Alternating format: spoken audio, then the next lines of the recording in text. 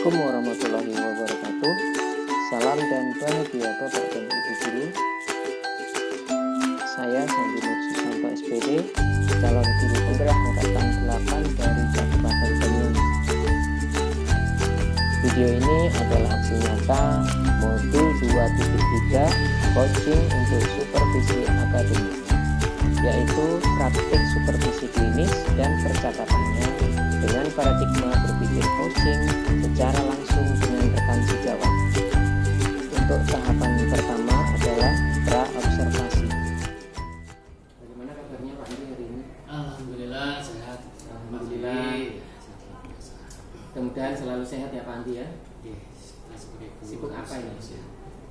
Sekarang sibuk ini kegiatan pembelajaran sudah mulai aktif kembali ya, jadi fokus ke sekolah ya, full Itu baik Pak Andi. Kemarin kita sempat bincang nih Pak Andi ya. Pak Andi di sini hendak melakukan praktik ya pembelajaran yang sudah direncanakan, yaitu tujuannya adalah diadakan kegiatan ini, yaitu kegiatan supervisi klinis atau supervisi akademis sesuai dengan permintaan dari Pak Andi ya. Kemarin baik, tujuan besar dari kegiatan supervisi klinis ini adalah kita saling memberikan refleksi terkait dengan kegiatan pembelajaran yang hendak dilaksanakan oleh Pak Andi, yaitu tujuannya adalah untuk memaksimalkan pembelajaran berdiferensiasi di kelas. Dan juga tujuan percakapan awal dari kegiatan supervisi klinis ini adalah supaya nanti ketika observasi kita jelas sasarannya apa, tujuannya apa, kemudian aspek yang hendak dicapai nanti juga apa, sehingga supaya semuanya jelas dan kita juga bisa komunikasi terkait perencanaannya seperti apa, dan juga supaya jenengan bisa lebih tenang, lebih fokus untuk persiapan kegiatan observasinya nanti. Itu nggih Pak Andi. Baik, mungkin untuk rencana pelaksanaan pembelajarannya bagaimana Pak? rencana pelaksanaan pembelajaran nanti rencananya sih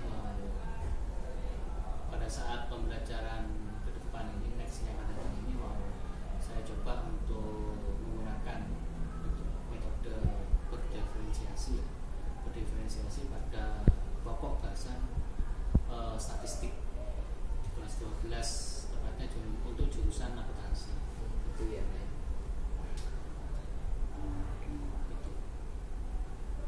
Terus adapun tujuan pembelajarannya nanti outputnya itu adanya peningkatan minat belajar siswa kelas 12 jurusan akuntansi, khususnya untuk mata pelajaran matematika untuk bidang atau pokok bahasan statistik.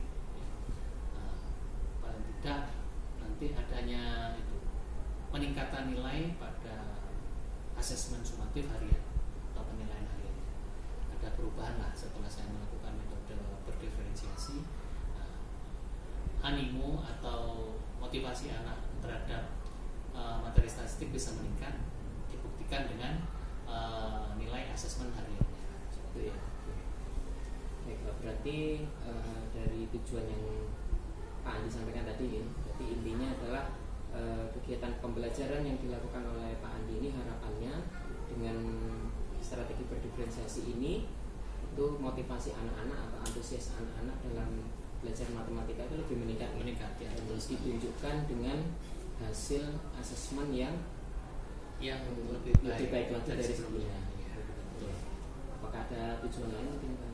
Kalau tujuan lain ya paling tidak apa ya, karena materi statistik ini agak begitu banyak materi, banyak rumus yang harus dihafalkan. Kalau kita dengan menggunakan metode berdiferensiasi ini lebih mudah aja. Maksudnya kesannya ke anak ini pelajarannya lebih mudah, karena kan sebelumnya matematika yang terkesan susah. Ini kalau kita rubah sedikit metodenya, itu harapannya bisa mempermudah mereka dalam memahami materi yang diberikan. Baik, ya. benar sekali Pak Andi ya. Apalagi jenengan ini kan CGP angkatan 7 ya. Betul 7. Kebetulan saya juga ini CGP angkatan 8. Ya mudah-mudahan nanti kita bisa saling berbagi pengetahuan kita tentang pembelajaran berdiferensiasi. Kemudian untuk area pengembangan yang hendak dicapai di sini tentu saja adalah kegiatan pembelajaran berdiferensiasi terkait dengan konten, berdiferensiasi konten, terus juga proses di konten sama prosesnya. Jadi strateginya itu ya. Strateginya ya berdiferensiasi konten sama prosesnya. Untuk sementara produknya belum dulu ya. Produknya masih belum ya, siap. Nih. Kemudian untuk kita nanti sasarannya kira-kira kelas berapa Pak? Untuk sasaran kelas 12 jurusan akuntansi. Berarti ada 4 kelas ya, kayak 1, 2 dan 3 dan 4. Namun nanti yang sekiranya bisa kami observasi kelas yang di AKL 12 AKL 2 boleh. Kira-kira waktu kunjungannya kapan nih? Kunjungannya bisa diagadakan hari Jumat atau Sabtu. Siap. Berarti nanti hari Jumat dan Sabtu berarti sudah besok ya Andi ini sudah waktunya. Ya. Kemudian nanti pada saat kegiatan observasi nanti ya Andi nanti akan saya catat kegiatan-kegiatan pembelajaran sesuai dengan apa yang sudah direncanakan di dalam modul ajarnya Pak Andi. Nanti juga bisa saya lihat dulu modul ajarnya seperti apa sebelum kegiatan observasi. Mudah-mudahan kegiatan observasi nanti dapat berjalan lancar ya Pak Andi. Amin. Dan juga sesuai dengan harapan Pak Andi dari kegiatan supervisi klinis ini, mudah-mudahan tujuan apa saja yang sudah menjadi tujuan dari Pak Andi harapannya bisa terwujud semuanya dan bisa maksimal. Terima kasih Pak Andi atas waktunya. Sama-sama Mas Andi. Mudah-mudahan kita bisa sharing terus, berbagi pengalaman dan juga bisa saling berefleksi dan memberikan pandangan. Terima kasih. Sama-sama. Tahapan kedua, observasi. Assalamualaikum warahmatullahi wabarakatuh. Waalaikumsalam warahmatullahi wabarakatuh. Bentar ya. Selamat pagi. Salam sejahtera bagi kita semua. Gimana kabar hari ini? Baik jasmani, rohaninya baik. Pikiran dan perasaannya baik-baik juga. Alhamdulillah. Oke, tidak mengurangi semangat kita untuk belajar. Sebelum kita mengawali pembelajaran seperti biasa, ya kita awali dengan doa. Mudah-mudahan apa yang kita pelajari pada pagi hari ini bisa bermanfaat dan juga diberikan kemudahan. Oke, silakan ketua saya bimbing doa.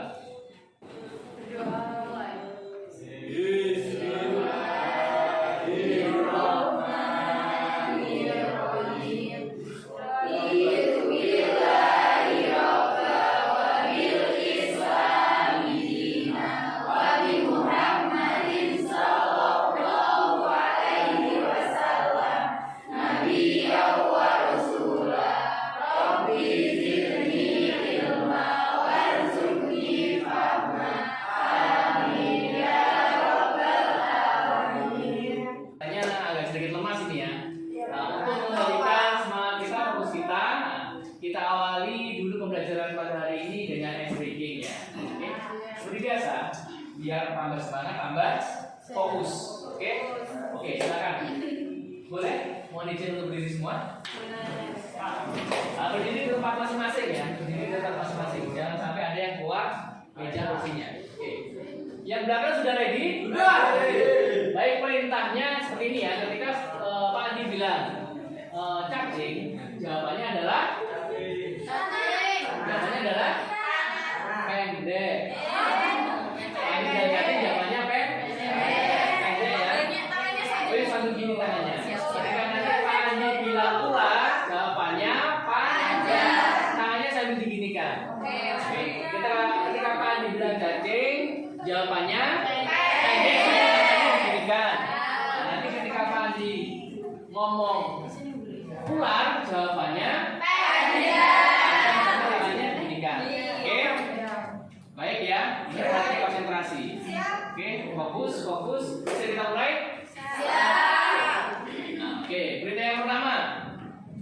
Cacing. Ular. Kelihatannya belakangnya tuh ada yang salah tadi ya? Oh tidak Pak. Kok bilang ular kok panjang gini?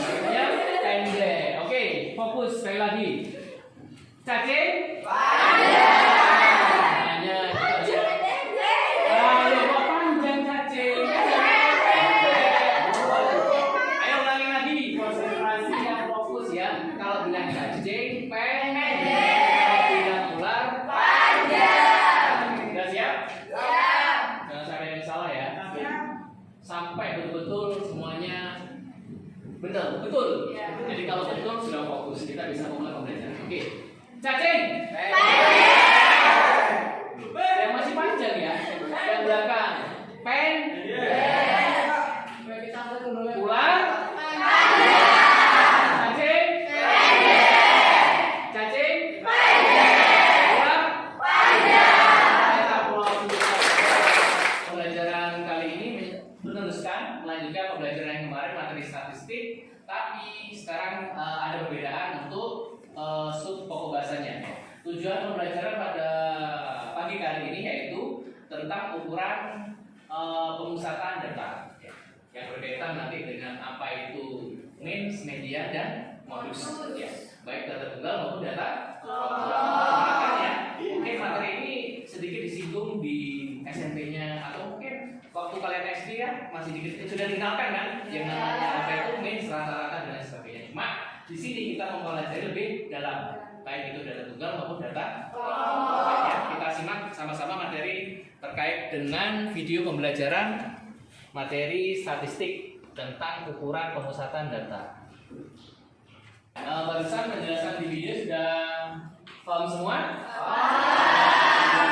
Amin ya. Baik, selanjutnya kita akan mengadakan diskusi ya, dan juga ada beberapa proyek. Tapi sebelumnya sesuai dengan asesmen yang kemarin yang Pak lakukan, saya akan membentuk kelompok. Nah, ada 5 kelompok yang heterogen. Jadi di sana sudah ada siswa yang mungkin rata-ratanya di atas, rata-rata ataupun yang masih kurang. Jadi dalam satu kelompok itu tidak menonton anak yang rajin, tapi ada yang rajin, yang sedang rajin, dan berusaha untuk rajin. Jadi heterogen.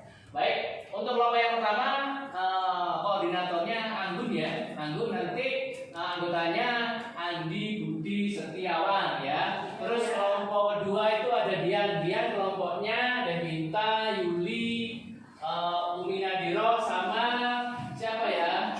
Agus. Oke, kelompok yang ketiga Agustin ya koordinatornya. Kelompoknya itu ada siapa? Reni ya, Yuli lagi ya, sama siapa? Puput, sama Abel. Oke, dan kelompok yang keempat siapa? Dian, koordinatornya. Ya, Dian kelompoknya ada si siapa ini? Yuyu, Sri, Ningsih, sama kamu ya. Siapa namanya? Ya, betul sekali. Dan yang terakhir kelompok 5, Arsila ya. Koordinator kelompoknya ada Alex, Lexa, Aksis sama siapa? Siapa ini? Ya, ada yuk. Oke, sudah ya, kelompok 5 ya. Nah, ini Bapak kasih ya, silakan berkumpul dulu dengan kelompoknya masing-masing ya. Berkumpul dulu ya. Ya, silakan berkumpul yang saya sebutkan tadi.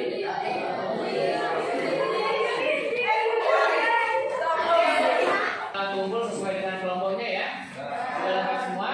Oke, sebelum Pak Andi kasih project, coba dari hasil apa itu video tadi, barangkali ada sesuatu yang belum jelas atau pertanyaan yang ingin ditanyakan, silakan Pak Andi buka sesi diskusi dulu tanya jawab sebelum kita memulai project. Silakan. Oke, dia dari kelompok mana dia?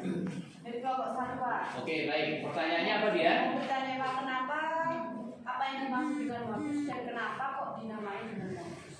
Yang dinamai dengan modus. Oke. Apa yang dimaksud dengan modus? Kenapa namanya itu modus ya? Oke. Saya lempar dulu, barangkali dari kelompok lain ada yang bisa menjawab pertanyaan dari dia, kelompok 1. Silakan. Ayo, barangkali ada punya ide, punya pendapat, nggak apa-apa. Di sini bebas ya, jadi jangan takut salah Jangan takut. Gimana Pak ngomongnya ya? Jawab sesuai dengan bahasa Anda. Oke. Ada yang bisa bantu saya untuk menjawab pertanyaan dari kelompok 1? Halo. Kelompok 1. Barangkali bisa bantu? Oke, ya. Adelita ya mencoba untuk menjawab. Baik, Abel. Nah, menurut Abel, apa sih pengertian dari modus itu?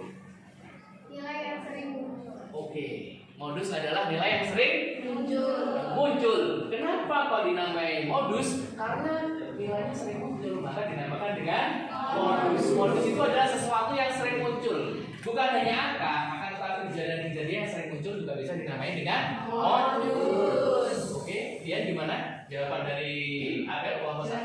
Jelas sekali. Oke, kasih atas dulu ya. Terima kasih Abel sudah bantu. Satu kali lagi kesempatan untuk bisa memberikan pertanyaan. Dari kelompok berapa? Kelompok 5. Atas nama siapa? Arsila. Baik, Arsila. Pertanyaannya? Saya mau tanya tentang mean. Mean itu kan ada dua jala tunggal dan kelompok. Nah, jala kelompok itu terbagi menjadi dua.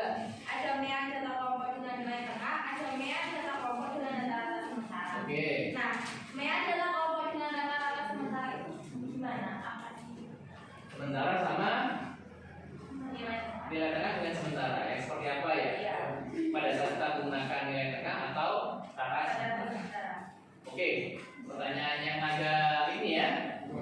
Luar biasa ya. Pertanyaannya dari kelompok berapa? 5. Oke. Saya lempar lagi. Barangkali ada yang bisa bantu saya untuk menjawab pertanyaan dari kelompok 5. Oke, terkait dengan apa itu means ya. Main dibagi menjadi dua, yaitu main data tunggal sama kelompok. Terus kapan kita menggunakan apa itu rumus min data kelompok ya, yang menggunakan rataan sementara sama nilai tengah. Mungkin ada yang bisa bantu? Atau pengertian min dulu aja sudah satu-satu. Oke, siapa yang mencoba menjawab? Iya, Dian mencoba untuk menjawab. Silakan Dian. Oke, dari kelompok 1. Pengertian min dulu aja, biar nggak bingung ya. Silakan Dian. Min itu sama kayak rata-rata gitu lah. Nah, persamaan dibanding dari rata-rata. Cara untuk mencari rata-rata berarti Ada data itu ya. juga ada berbagai kayak Cara untuk mencari minnya itu dengan cara itu data semua data itu dihitung dulu, harus itu dibagi dengan banyaknya data. Oke, itu pengertian dari means ya, betul sekali ya. Means juga bisa dikatakan rata-rata. Terus kapan kita menggunakan rumus means dengan menggunakan rataan tengah atau rataan sementara? Mungkin ada yang bisa bantu? Atau langsung saya jawab aja ya? Jawabnya daripada tambah bingung ya nanti. Di buku LKS-nya atau paketnya di sini dijelaskan ya. Kapanpun kita menggunakan rumus means dengan menggunakan rataan tengah maupun nilai tengah, rataan sementara maaf dengan nilai tengah, itu bebas. Bebas dalam artian apa? Kita bisa dalam satu soal itu bisa dikerjakan dengan dua cara, dengan rataan sementara maupun nilai tengah. Tergantung menurut kalian lebih mudah yang menggunakan rataan sementara atau dengan nilai tengah. Kembali lagi ke kalian. Kalian lebih, Pak saya lebih mudah itu dengan rataan sementara Pak, karena nilai tengah saya harus menentukan nilai tengahnya dulu. Atau mungkin sebaliknya, saya lebih mudah dengan nilai tengah karena apa? Ketika saya sudah bisa menentukan nilai tengah, maka saya akan bisa langsung menghitung rataan sementara data seperti ini. Gimana Sila? Sudah cukup jelas? Oke, baik, terima kasih atas untuk kita semua ya. Baik, kan tugas proyeknya ya kelompok silakan kerjakan tugas proyeknya, silakan diskusikan ya. Oke, silakan. Oke, silakan didiskusikan dengan anggotanya. Ya, untuk literasi bisa membuka buku teks atau buku LKS.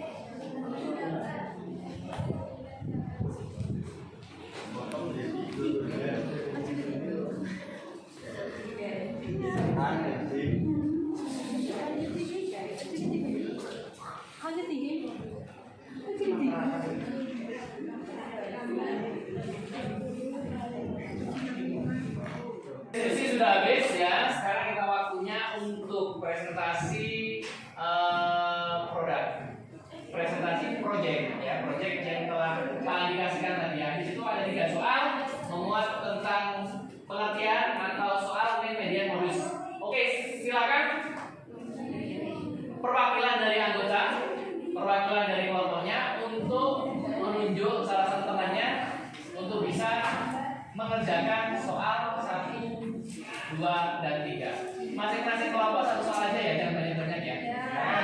Oke, silakan. Siapa? Ya, silakan. Sini dulu. Oke. Mengerjakan soal ya? Oke, silakan. Perwakilan bisa ke depan. Nanti dituliskan jawabannya dulu, habis itu diterangkan ya teman-temannya. Oke, silakan. Saya akan menjelaskan tentang niat. Pertama yaitu cuma mengurutkan data yang mulai dari yang terkecil sampai ke yang terbesar. Kemudian kita cari banyaknya data yaitu 20. Setelah itu kita masih menggunakan rumus X2 ini sama dengan 6 tambah 6 tambah 6 dan seterusnya, kemudian dibagi dengan banyaknya data 20. Kemudian dijumlah menjadi 153 dibagi dengan banyaknya data tadi 20 sama dengan 6 sama dengan 7,65. Oke. Sampai sini ada yang ditanyakan? Sudah cukup jelas? Jawabannya sudah sama orang lain? Ada hapus ya? Saya akan menjelaskan media. Yang awalnya ini diurutkan mulai 6 sampai 18 yaitu 9 dan jumlahnya 20 karena data 6 maka menggunakan rumus pembagian seperti berikut. Tengah dalam kurung x n kedua ditambah x dalam kurung n per tambah 1 terus tengah x n nya kan 20 jadi dimatikan bagi 2 ditambah x 20 per 2 tambah 1 tengah ini kan 20 dibagi 2 10 sama 9 dia di data yang di atas x10 berada di 8 jadi x10 sama dengan 8 di bawah x11 juga kebetulan sama 8 jadi tengah dalam kurung 8 tambah 8 16 bawah kan tengah kali 16 itu 8. Oke. Hasilnya jadi 8. Gimana? Ya. Sudah sama semua? Sudah. Sudah cukup jelas penjelasannya? Atas untuk kelompok. Sesi diskusi sudah selesai. Kita sudah tiba di penghujung pembelajaran pada pagi hari ini. Sebelum Pak Andi tutup, Pak Andi ingin kalian memberikan refleksi ya, refleksi tentang pembelajaran hari ini, materi apa saja yang kita pelajari hari ini. Oke, silakan perwakilan dari kelompok berapa? Tadi sudah ya, ini sudah. Oke, kelompok 4 silakan perwakilan memberikan refleksi pembelajaran hari ini. Baik, mungkin kita sudah mempelajari tentang dan terus modus media dan modus. dari data apa kira-kira? Setelah mempelajari media dan modus, Dari data tunggal, terus ada lagi barangkali? kelompok. Data kelompok juga. Oke, berarti mempelajari media modus dari data Tunggal dan kelompok. Oke, itu ya. Dimana rumusnya kan berbeda-beda antara media dan modusnya sesuai dengan data tunggal maupun data kelompok. Oke, yang lainnya sama? Sama. Ada tambahan? Cukup. Oh, cukup. Berarti pembelajaran pada hari ini sudah tuntas semua ya, sudah paham semua ya. Oke, sama-sama kita ucapkan alhamdulillah. Baik, untuk sesi berikutnya kita akan belajar mengenai letak pemusatan data ya. Apa itu yang dinamakan dengan kuartil 1, 2, 3, persentil dan desil. Itu next ya. Sekarang cukup sampai di sini. Oke, baik, terima kasih. Mungkin itu yang bisa Pak Andi sampaikan pada pertemuan kali ini. Pak Andi mohon maaf jika ada kesalahan. Pak Andi akhiri. Assalamualaikum warahmatullahi wabarakatuh. Waalaikumsalam. Salam sehat dan bahagia. Oke. aplaus bagi kita semua. Tahapan ketiga pasca observasi. Assalamualaikum Pak Andi. Waalaikumsalam Pak Sandi. Gimana kabarnya ini hari ini? Alhamdulillah sehat Pak Sandi. Pak Sandi sendiri gimana kabar? Sebenarnya agak sedikit kurang enak badan, tapi tidak mengurangi semangat kita ya Pak Andi ya. Kita selalu semangat setiap hari menjalankan aktivitas kita seperti dulu. Pak Andi, terkait dengan kemarin yang sudah kita laksanakan kegiatan observasi ya, pengamatan jenengan ngajar di kelas 12 kemarin terkait dengan supervisi akademis atau supervisi klinis. Kemarin kita sudah mengadakan kegiatan pra-observasi, juga kemudian kegiatan observasi. Sekarang kita sesuai dengan kesepakatan kita mengadakan kegiatan pasca observasi. Betul sekali. Hasil dari kemarin Pak Andi melakukan praktek pembelajaran, kemudian saya melakukan observasi di kelas Pak Andi. Gimana nih Pak Andi? Menurut Pak Andi perasaannya ketika Pak Andi belajar di kelas bagaimana? Oke Pak Sandi, alhamdulillah kemarin untuk kegiatan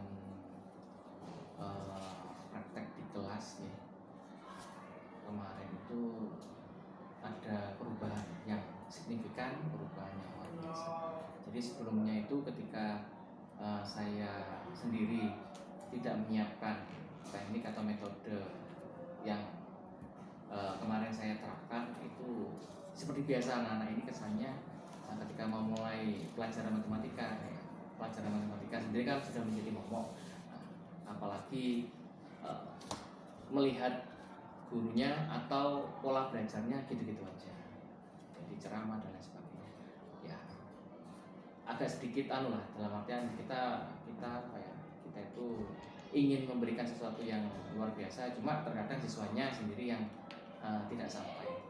Akhirnya sebelum kita kemarin melakukan coaching, terus melakukan perubahan-perubahan kecil ya, itu awalnya minat belajar dari siswa tersebut kurang.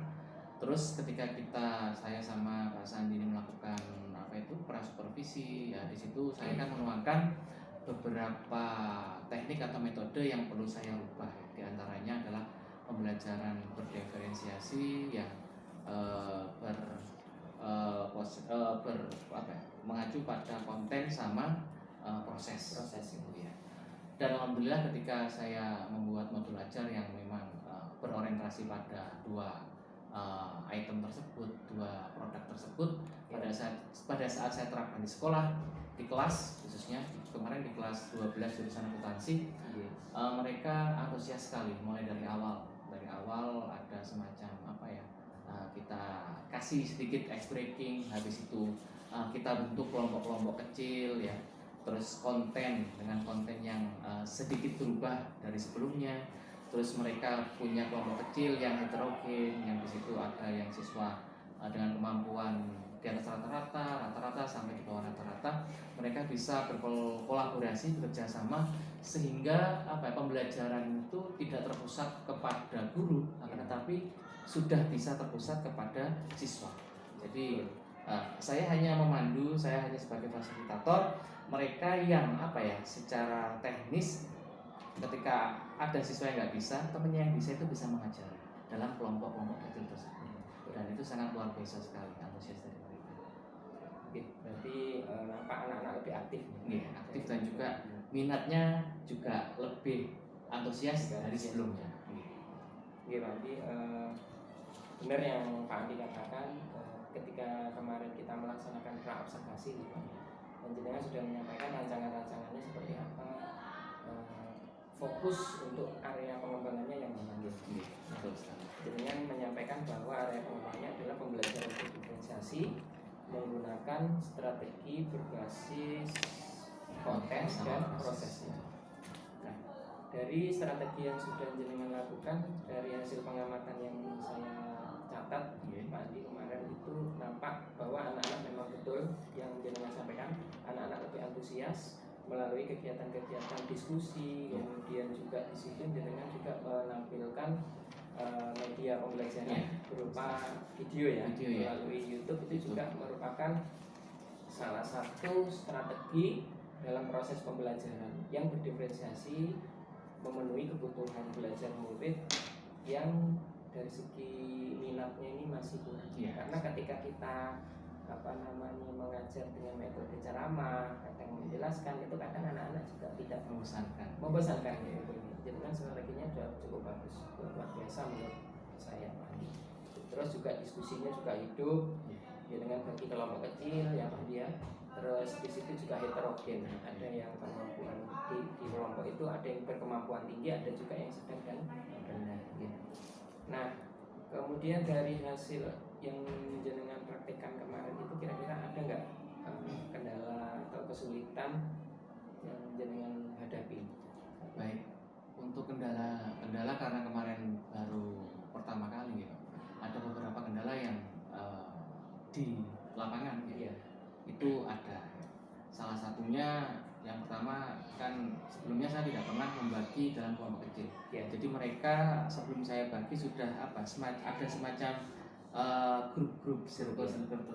Jadi ketika mereka berbeda atau tidak dalam satu grup, mereka agak sedikit tidak nyaman. Karena tapi saya mencoba memberikan pengetahuan, memberikan wawasan bahasanya tujuan dari dibentuknya kelompok kecil ini kan untuk kalau saya sendiri mengatakan adalah program tutor sebaya.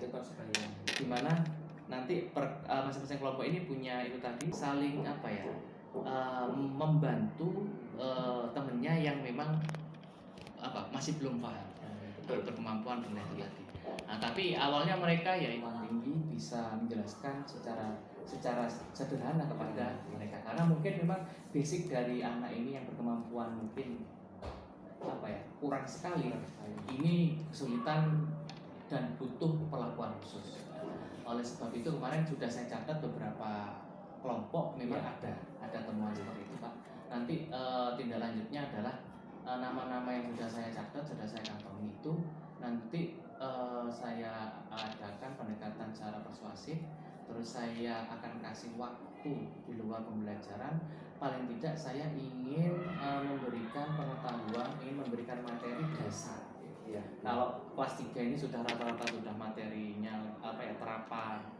Saya ingin mengupas materi dasar dulu. Saya ingin memberikan materi dasar secara matang. Ya. Nah, tapi di waktu yang khusus dalam artian tidak pada saat jam. Bagus sekali itu Pak Andi ya. Jadi memang kadang kita di kelas itu menjumpai anak-anak yang kemampuannya sangat jauh sekali. Bahkan dia materi-materi di waktu SD-nya ini masih belum bisa ini kesulitan tersendiri ya kayaknya. Jadi dengan memberikan strategi, memberikan pembelajaran di luar jam kelas, luar biasa sekali Pak. Kemudian juga untuk anak-anak yang berkemampuan yang lebih tinggi lagi itu bagaimana Pak? Kalau untuk anak yang memang sudah settingan, mungkin mereka sebelum masuk di sini sudah seperti itu, jelas tidak bisa disamakan dengan mereka yang rata-rata atau di bawah rata-rata. Jadi rencananya next ke depan untuk penugasan ini saya akan kasihkan semacam tugas tambahan yaitu program pengayaan. Jadi nanti itu program itu saya berikan kepada mereka yang memang berkemampuan khusus tapi dalam artian positif berkemampuan tinggi sehingga mereka misalkan dikasih project A mereka sudah bisa dengan mudah dengan cepat, maka saya perlu menyiapkan project yang lainnya yang sekiranya sesuai dengan kemampuan. Benar sekali nih, jadi dengan sudah menyiapkan beberapa rencana pengembangan selanjutnya, diantaranya itu anak-anak yang memiliki kemampuan sangat jauh di bawah rata-rata itu diadakan kegiatan bimbingan khusus secara personal di luar jam. Kemudian ada juga untuk anak-anak yang berkemampuan tinggi diberikan materi pengayaan untuk tingkat materi yang lebih tinggi lagi sesuai dengan kemampuan anak. Baik, yang terakhir Pak Andi ini dari apa yang sudah jenengan praktekkan kemarin itu kira-kira yang sudah baik menurut Pak Andi apa? Oke, praktek baik kemarin yang pertama adalah pembelajaran yang sudah aplikasi ini saya harapkan bisa dipakai seterusnya, dalam artian bukan hanya kemarin saja, akan tetapi untuk ke depan bahkan mungkin dengan metode yang sama. Tentunya kalau kemarin konten sama proses, harapannya nanti bisa lanjut ke produk. Karena apa? Saya nilai memang secara output untuk minat anak-anak ini terhadap materi yang kemarin statistik matematika itu ada peningkatan dari sebelumnya. Terus yang kedua, ketika anak itu saya kasih project soal, mereka rame-rame kerjasama, diskusi, saling bantu, sehingga tidak hanya yang pandai saja yang bisa menjawab, tapi yang lainnya itu berani menjawab dan berani untuk mempresentasikan. Nah, yang penting berani dulu. Itu yang harus saya rasa, yang harus saya pertahankan, kalau bisa saya kembangkan. Benar sekali yang jenengan sampaikan. Memang anak-anak di sini harus diberikan kesempatan ya Pak ya, untuk bisa aktif, entah itu dari segi presentasi, menyampaikan. Jadi mereka sudah tidak takut lagi salah. Biasanya anak-anak sering seperti itu. Ketika mau presentasi maju ke depan takut salah. Betul sekali. Ketika anak-anak sudah hilang perasaan seperti itu sudah merupakan kunci awal anak-anak untuk bisa belajar di situ. Saya sesekali ya, kalau memang kamu ingin betul, ya berarti harus melakukan kesalahan dulu. Ketika anak-anak takut, nggak akan pernah. Betul sekali, nggak akan pernah. Setuju saya. Gitu. Kemudian yang terakhir lagi dari itu tadi, dari hal yang sudah baik ya Pak. Kira-kira hal yang kurang dan kedepannya nanti akan dilakukan perbaikan dari sisi apa, dari pembelajaran yang sudah Pak Andi laksanakan. Tentunya kemarin setelah sesuai dengan modul yang saya buat dan juga yang sudah saya praktekkan, pasti ada kekurangan Pak. Kekurangan kemarin itu mungkin dalam hal penyempurnaan modul Pak. Modul di situ nanti ada beberapa tugas yang harapan saya itu kategori apa ya? Mulai dari yang siswa yang berkemampuan di bawah rata-rata, terus sama rata-rata, sedang, atau mungkin tinggi, itu bisa saya bikin lebih kompleks lagi. Jadi kalau kemarin hanya satu aja indikatornya, saya bikin soal, ya sudah. Sekarang saya akan kolaborasikan dari sekian proyek itu, nanti ada soal yang kategori mudah, sedang, dan tinggi, dimana nanti mereka bisa berkolaborasi. Terus sekali itu merupakan strategi kita berbasis konten, jadi menyesuaikan dengan kemampuan. Karena di dalam pendidikan kita sebagai guru ya, sesuai dengan filosofi diajar yang mana kita harus menuntut, artinya menuntut anak sesuai dengan kemampuannya, sesuai dengan kebutuhan belajar masing-masing.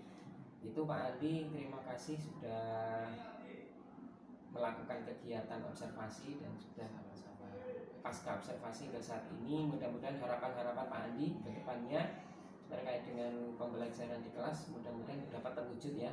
Amin Pak. Baik, dan mudah-mudahan nanti di momen-momen yang akan datang saya juga ingin disupervisi juga nih dengan Pak Andi, karena kita sama-sama dari saling memberikan berbagi praktik baik ya, praktek baik. Betul sekali. Terima kasih Pak Andi, mudah-mudahan saya selalu. Sama-sama Pak Sandi. Semangat terus ya, bisa bersama-sama mencerdaskan anak bangsa. Ya. Terima kasih. Terima kasih. Demikian video dari kami Bapak Ibu. Terima kasih, semoga video ini bermanfaat. Assalamualaikum warahmatullahi wabarakatuh.